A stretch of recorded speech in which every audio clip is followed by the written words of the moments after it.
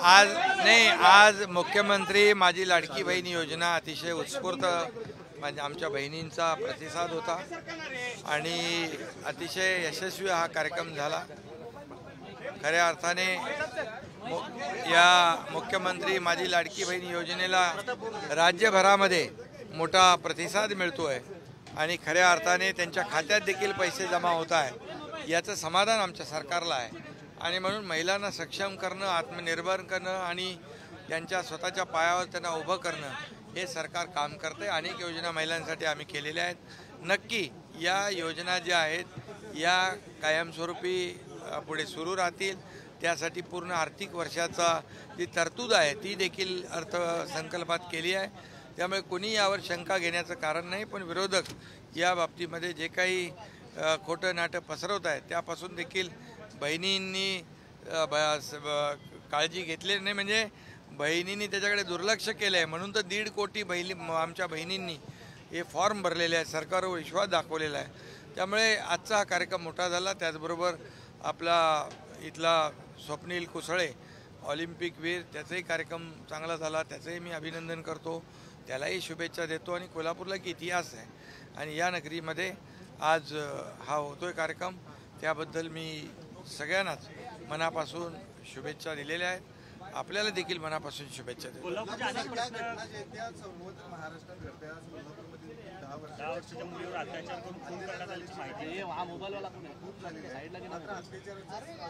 नाही, कुणालाही सोडलं जाणार नाही। कोणी गुन्हेगार असला तरी सुद्धा त्याला कठोर शिक्षा दिली जाईल। गृहमंत्री महोदयांनी देखील त्याच्या बाबतीमध्ये आता माहिती घेतली आहे।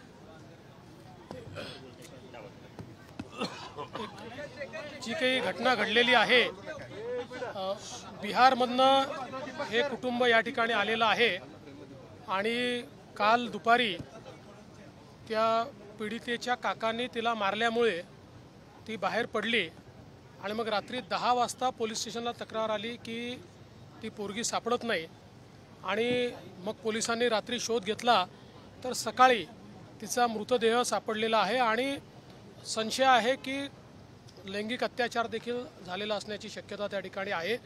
त्या संदर्भात पोलिसांनी तात्काळ कारवाई सुरू केली आहे। काही संशयितांना त्या ठिकाणी पकडलेलं आहे आणि त्यांची चौकशी चाललेली आहे। कुठल्याही परिस्थितीत या संपूर्ण घटनेच्या तळाशी जाऊन जो काही त्या ठिकाणी आरोपी असतील त्या आरोपींना कठोरतम शिक्षा केली जाईल आणि हा जो काही बिहारचा परिवार आहे त्या परिवारालाही योग्य ती मदत केली जाईल।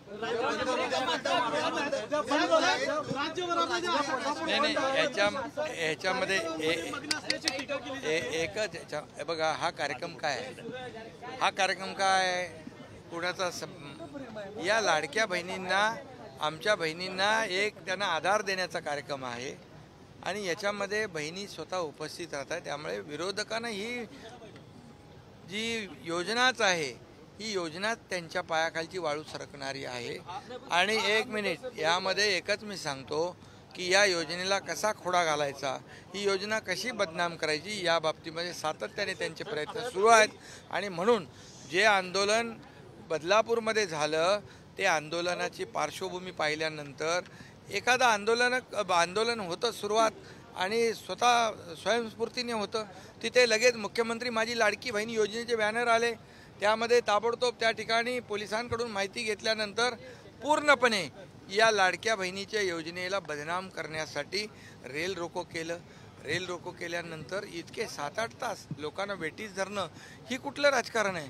आणि म्हणून मी एवढंच सांगतो की ते आता कोर्टामध्ये ज्याला फाशी झाली, मी म्हणालो ते म्हणतात कुठे फाशी झाली, मी आता मगाशी त्याचं कोर्टाचं पुणे सत्र न्यायालयाचं देखील ते जजमेंट दाखवलं।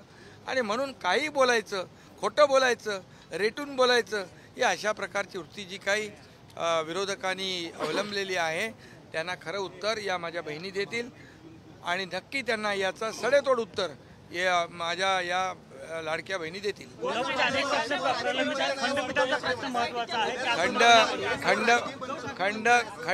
खंडपीठाच्या बाबतीमध्ये देखील इथली मागणी अनेक वर्षांची आहे।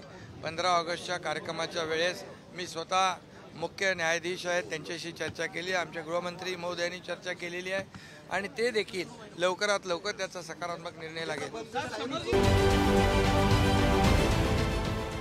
देश विदेशातील प्रत्येक घडामोडींचे लाईव्ह अपडेट मिळवण्यासाठी आता साम टीव्हीच्या सर्व सोशल मीडिया प्लॅटफॉर्मला लाईक, फॉलो आणि सबस्क्राईब करा.